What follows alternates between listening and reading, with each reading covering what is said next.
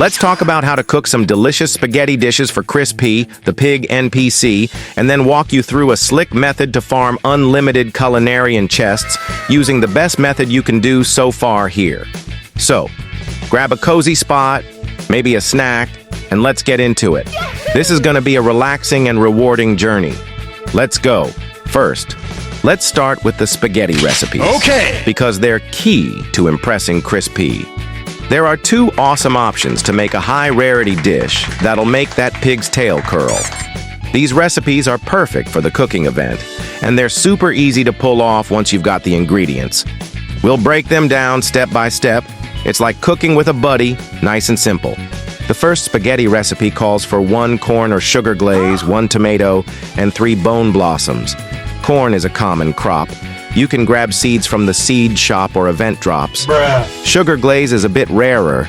It's a drop from gourmet seed pack or trade with other players. Tomatoes are a breeze to farm, and we'll talk more about them later. Bone blossoms come from previous event if you don't have it. So you might need to do a little grinding. And what I mean by that is through trading. The second recipe mixes it up a bit.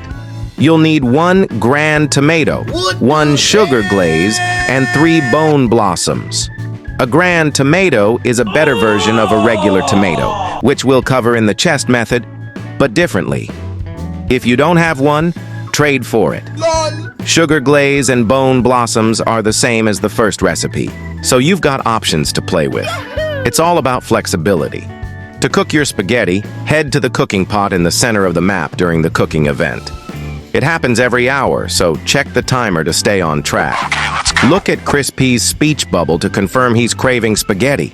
Toss in your ingredients, like 1 corn, 1 tomato, and 3 bone blossoms for the first recipe. Then hit the green cook button. Wait for the timer, and your spaghetti's ready to serve. Why do these recipes work so well for Chris P? The combo of ingredients, especially rare ones like sugar glaze or grand tomato, boosts the dish's rarity. Chris P loves high-rarity dishes, and a perfect rating from him means better rewards like coins, seeds, or even a shot at rare pets. It's like serving a gourmet meal that hits all the right spots. Get it right, and he's one happy pig. Once your spaghetti is cooked, walk up to Chris P.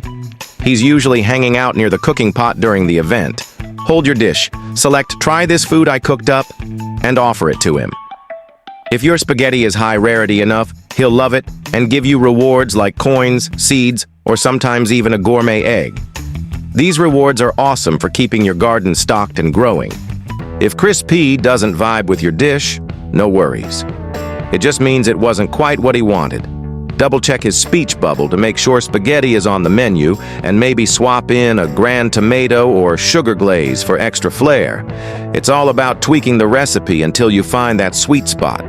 You'll get the hang of it in no time. Now, let's switch gears to the unlimited culinarian chest method. This part's all about farming chests from the food connoisseur, the rat NPC using tomato seeds and a sprinkler. The goal is to grow a ton of mutated tomatoes to make high-value dishes that the rat can't resist. It's a simple loop that keeps those chests coming. Let's break it down. You'll need 2 main things: a big stack of tomato seeds and a honey sprinkler.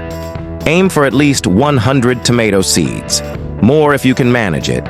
You can buy them from the seed shop, trade with friends, or grab them from event drops.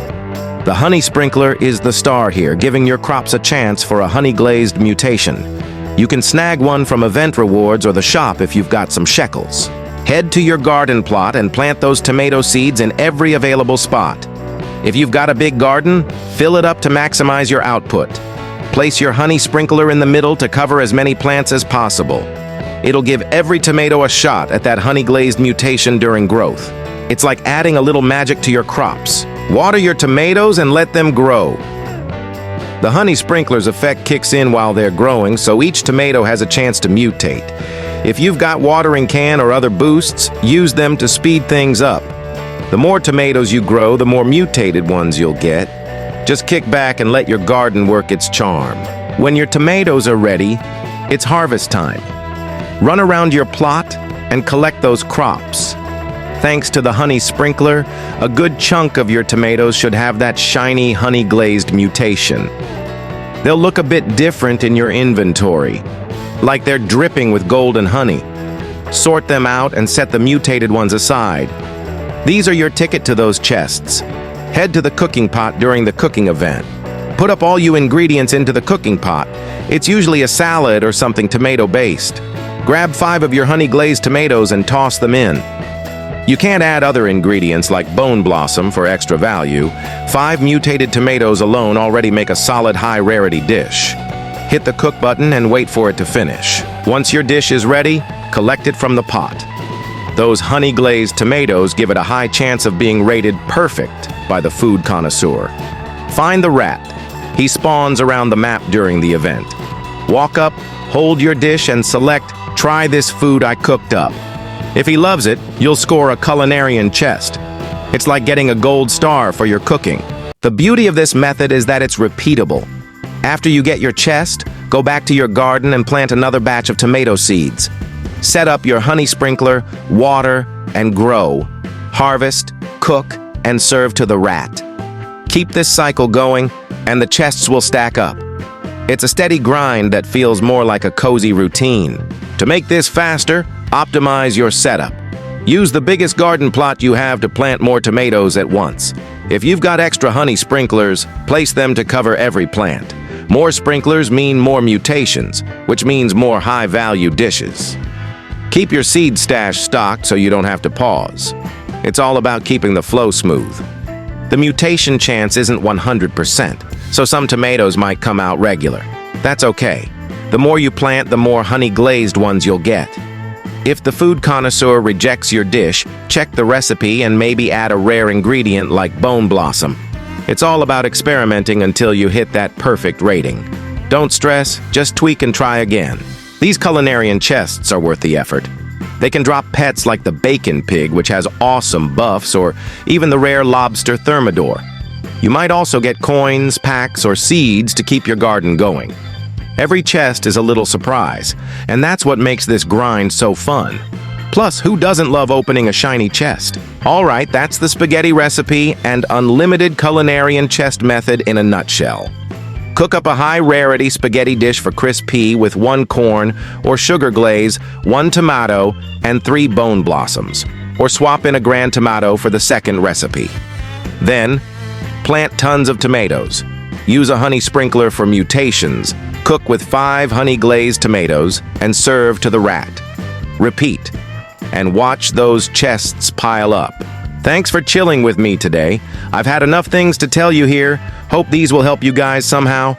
Drop a like if this helped and subscribe for more Grow a Garden tips. See you in the next one.